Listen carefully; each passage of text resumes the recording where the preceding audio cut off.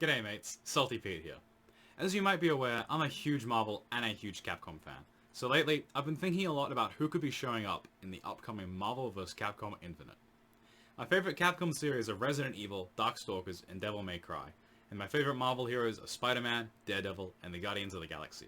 So I'm a little more familiar with those series than with some of the others, but since I'm a fighting game player first and foremost, my bias is more towards who would make a really cool fighting game character, than to any series in particular. Sadly, I'm gonna have to accept that Yondu doesn't have any chance, even though his Arrow from the Guardians of the Galaxy movie would make for an awesome fighting game moveset. In this video, I'm going to be going through what I think the likely candidates are for the Capcom side of the roster. Now, the Capcom part of Ultimate Marvel vs. Capcom 3 was pretty close to a perfect realistic roster. It represented almost all of the big Capcom franchises except for Mega Man and Monster Hunter really well. Monster Hunter obviously didn't have any representatives, and Mega Man was missing a Mega Man, which is kind of a big deal. So thankfully for Capcom, it wasn't a perfect roster. Otherwise they'd have to just copy it for Infinite, or disappoint people with missing characters.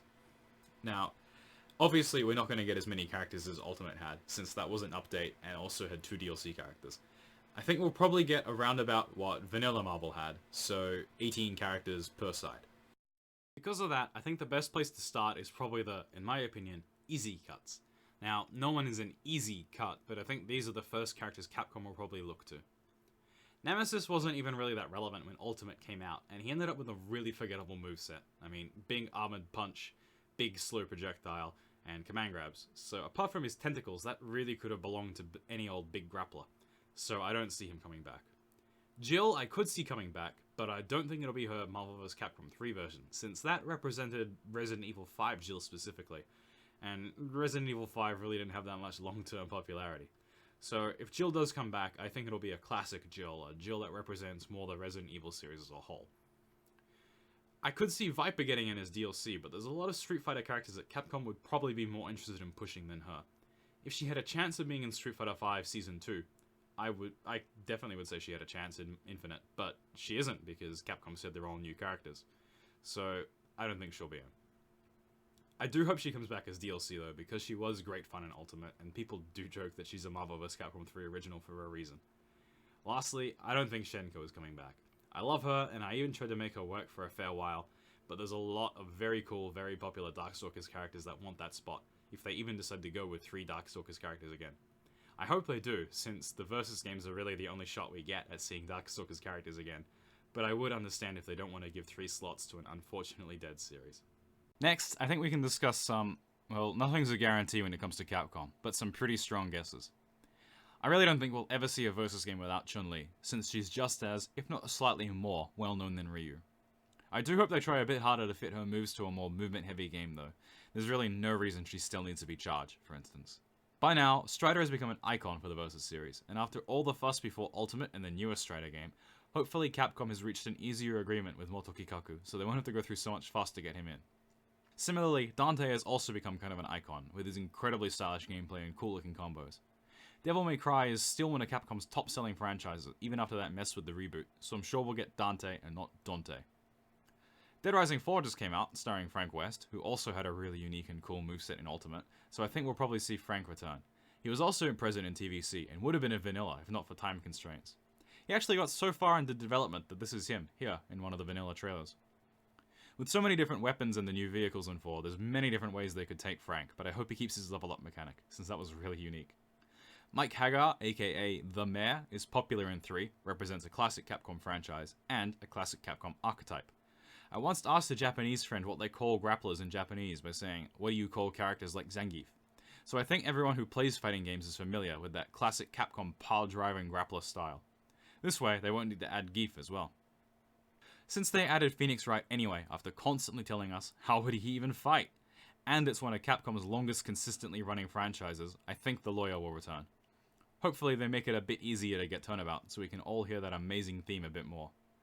Lastly, Felicia seems to be the go-to Darkstalker in crossovers after Morrigan, so I don't think we'd see another one over her. If there is a third Darkstalker, I think the spot will probably go to either Talbane or BB Hood, since they were the ones considered for Shenko's spot in 3. But as I mentioned previously, I'm not sure that we will. Perhaps the biggest hole in the Capcom part of the roster in Ultimate that was often complained about around release is a pretty large lack of villains, despite Capcom possessing so many iconic ones. There's actually only 5 in the game, and that's counting both Akuma, who has killed less and less people every time a new game comes out, feeds children, and refuses to fight anyone he doesn't think can beat him, and Firebrand, who is definitely representing the Red Arrows of Ghosts and Goblins, but is also actually the protagonist of the Gargoyles Quest series. So I'd be pretty surprised to see many of these get cut, which helps Wesker and Virgil's chances in particular, and I'm also expecting a few more to show up. Thankfully, the Infinite trailer has already hinted at a villain newcomer for Capcom, with the Asgard stage in the gameplay trailer possessing signs of Sigma infection, and a lot of people think that the teaser at the end of the reveal trailer could be an Ultron-Sigma hybrid. With how understandably upset a lot of Mega Man fans were after Ultimate, giving them a lot more characters in Infinite is a good way to try and get them back, but that leaves the 2 Mega Man characters in Ultimate in a tricky spot. Bringing back Zero alongside X and Sigma is really doubling down hard on Mega Man X representation, but Zero is also a hard cut, since TVC and MVC3 have made him a real big part of the Versus series in many people's eyes. I'm a big fan of Tron personally, so I'd be really happy about her return, but I don't know if she's popular enough to get a spot back. I also don't know if the launch roster will be big enough for 4 Mega Man characters, and that's already without considering other potential new characters, like a return of classic Mega Man, any of the roles, Protoman as a newcomer to try and get in all the Shah Aznavour fans, or many other options. I think the Mega Man characters are the hardest part to call, since we don't know how far Capcom will go to try and make the fans happy after their mistreatment of the series over the past few years. Street Fighter is the only series I can realistically see getting 4 slots, unless Infinite launches with many more characters than we expect. We've already got Ryu, and Chun-Li is a 100% guarantee. In my opinion, the other potential characters we could see would be Bison, Akuma, Alex, Juri, and Rashid. Akuma is always a potential for any fighting game. They could announce a new Darkstalkers tomorrow, and I would still expect Akuma. Hell, I wouldn't be surprised if they announced him as DLC for KOF 14 tomorrow. I think honestly we'd all prefer it if they just didn't bring Ryu back and made Akuma the main Street Fighter in the Versus series. The one thing Akuma has going against him here is that Capcom clearly tried to reduce the number of Shotos in Street Fighter V, given that there was no Akuma on release and still no Sagat. There were similar complaints about 3, even though that we only had Ryu, Morrigan, and Akuma. So, will he be able to get in past those complaints? I don't know. Alex could see a return from TVC, now that he's more in Capcom's spotlight, and he was one of the most requested characters for Street Fighter V in America, but I'm just not sure he has what it takes. It'd be very difficult to make his moves work in a Marvel game. Juri and Rashid are both pretty popular relative newcomers to the Street Fighter series, and they open themselves up more so than most to expansion for the Versus series. Rashid could easily be given a fly and an 8-way air dash, and can probably do all his moves in the air, and it's not hard to envision Juri's mobility being expanded. Hell, she already has chains and a wall bounce. Lastly, Bison's been pushed quite a bit as Street Fighter's main antagonist lately, and now has so many different movesets to work from, Super Turbo, Alpha, and 5, that you can make a really cool Bison to fit in with Marvel's typically fast gameplay. Plus, he already flies everywhere canonically, so it's a bit silly he didn't already have a flight in Marvel too. I don't think any of the other Street Fighter characters have much more than an outside chance. Maybe Gil has slightly better odds than the rest because he'd finally be able to be as canonically powerful as he is, and Seraphic Wings would make for a very cool looking flight mode. And really, we all know he'll be in Street Fighter V Season 3. Despite most people agreeing the games took a turn for the worst for a while, Resident Evil is still one of Capcom's best-selling franchises. Fingers crossed 7 is good. Wesker is possibly Capcom's most iconic villain, has a really fun moveset in Marvel vs. Capcom 3, and was quite notorious for a while for being the best character in the game, even if it turned out we were slightly wrong about that. The only reason I don't have him in the guarantees is that I could definitely see Capcom replacing him with Alex Wesker or Jake if they wanted to. I think that'd be a mistake, but Capcom does what Capcom does, right? As for protagonists, Chris already exists in the Versus series, so he'd be quite easy to port his moveset forward, but Leon or Ada or even classic Jill are all feasible options really. Capcom's other top-selling franchise, Monster Hunter, has yet to have a representative in the Versus series at all. Not being in Marvel vs. Capcom 3 was understandable, but their absence from Tatsunoko vs. Capcom was quite weird as it was very directed at the Japanese market. Now, however, Monster Hunter is huge in the West as well, and not including a character of some kind would definitely be a mistake. Previously, the Monster Hunter dev team didn't want a generic hunter in the Versus series as they felt it wouldn't fit, which led to a Rathalos being considered but ultimately not used. A hunter would be really cool, as previous characters like Dante, Arthur, and Mega Man show how cool a moveset you can make with such a large variety of weapons. If the Monster Hunter dev team still didn't want a generic hunter though, a Rathalos would fit much better in Marvel vs. Capcom's asymmetrical movement system than in Tatsunoko vs. Capcom, so I think it'd be a good time to reconsider that option. It does have a problem that a lot of its moves would be quite similar to Firebrand though, with both being aerial movement focused with fireballs that become ground projectiles and grabs that carry people away, so it'd be very much a one or the other situation, I think. Rathalos would add a very unique silhouette to the game though, so I do hope they consider it once more. The last of the Capcom Big 5 franchises is Devil May Cry. The problem with Devil May Cry here is that almost all the main characters would be great choices, so it's kinda hard to narrow down who Capcom would pick. Even with the easy inclusion, Dante, Capcom still has to pick which version they want. I assume they'll go with 3 again, as it's probably the most well known, and it would confuse Marvel vs. Capcom 3 players who are unfamiliar with Devil May Cry if he was suddenly very different. I would really like to see Devil May Cry 4 Dante, just to see Pandora in action. Virgil, Trish, Lady, and Nero are probably all even odds to get in after that. To briefly list their unique qualities, Virgil and Trish are veterans of the Versus series already, so they'd be easier to add. Nero would bring his cool arm with potential command grab, charge up fire mechanic, and unique devil trigger. Nero and Lady both provide grappling hook shenanigans, and Lady is both the only gun-focused one and the only pure human. If there were 3 Devil May Cry characters and I had to place a bet, it would be on Virgil and Lady, but I really couldn't call it. Capcom could blindly pick from Devil May Cry and still end up with great characters for a Versus game. As for the still only big in Japan series, I could see Onimusha Soki returning from Tatsunoko vs Capcom, or Date Masamune representing Sengoku Basara, but unless Capcom intends on pushing those series a little more in the West soon, I don't think they'll have much luck. Last year, I'd have bet on Sanada Yukimura representing Basara, but after Yukimura Den, the game focusing on him, didn't do very well, I think Date would be the choice Capcom goes with. I'm gonna be really honest here, I know very little about Onimusha, except that Oni-form Soki mirrors in TVC are very, very silly, and not really much else, sorry. Masamune could have some interesting gameplay though, if they ported his stances, where he normally fights with one katana, but he can switch to using all 6 to power up his moves but loses the ability to block.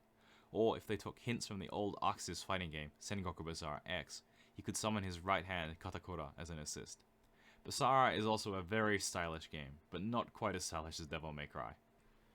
Quickly looking through the smaller franchises already represented in Ultimate, Arthur's inclusion was one of the problems they listed with introducing Mega Man, as they thought the two would play too similarly, so I think perhaps the Knight won't be making a return this time. If he does, I hope they finally give him a dash, because it's absurd that a character in such a movement-heavy game can't even dash. Firebrand I actually see as slightly more likely than Arthur, since he played quite uniquely, and the red Aramas are basically as iconic to Ghosts and Goblins as Arthur is. But as mentioned previously, could be quite similar to potential newcomer, the Rathalos. Francisca was considered for Tatsunoko vs Capcom, so if they decided Phoenix Wright needed a second representative, she'd probably be their go-to. Surprisingly, long Dalsum X normals are quite underrepresented in Marvel vs Capcom 3, so she'd also help fill a niche that only Ghost Rider really filled in that game. Amaterasu, Beautiful Joe, and Spencer are all quite unique and are kind of the only good possible representatives for their series, so I think all 3 of them stand a good chance of coming back, especially since Joe is a Sentai superhero. Spencer's chances do depend on how many of the other grappling hook-esque characters Capcom decides to go for though, such as Lady or Nero, since he doesn't really do much else. In their press release for the announcement of Infinite, Capcom talked about how they wish to revive series that have not had an entry in a while, and how they wanted to better use their wide library of IPs available to them. While we're not sure if that actually directly relates to Infinite, or if Marvel vs Capcom is just considered one of those series being revived, older cult classics of Capcom could be a good place to look for characters, such as Jean of God Hand, who was actually considered for Marvel vs Capcom 3 but cut due to time restraints, or one of the Killer 7. Given Capcom's comments about Mega Man X getting in due to high placement in fan polls, and Jean's similarly high placement in those polls, I think he's a pretty good chance. Not to mention that, much like the Devil May Cry characters, he's such a perfect fit for the Versus series. Unless Capcom finally lets Suda51 do a new Killer 7 game though, I don't think that series is much of a shot. Captain Commando wasn't even considered for Marvel vs Capcom 3, according to Nitsuma, but he did do pretty well in the fan polls, so Capcom may consider bringing him back. There wasn't nearly as much demand for him as Strider, Mega Man X, or Jean though, and he requires much more model work than the average character, so I wouldn't hold your breath.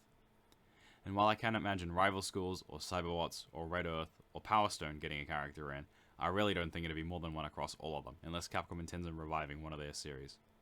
I've used Edward Falcon here, because Ryu does say in the trailer. So, as you can see here in this tier list of Pete's Mugen version of Capcom All-Stars, even though Capcom already had a pretty great lineup in Ultimate, there's still a lot of potential newcomers or veterans from earlier in the series that could be brought in to really spice things up. Just looking through this list and thinking of all the potential shenanigans gets me really excited. I can't wait to see the next character reveal and to get more information about where Capcom intends on taking the Versus series with Infinite. I hope you all enjoyed this video, and if you did, I'll see you again in the Marvel one.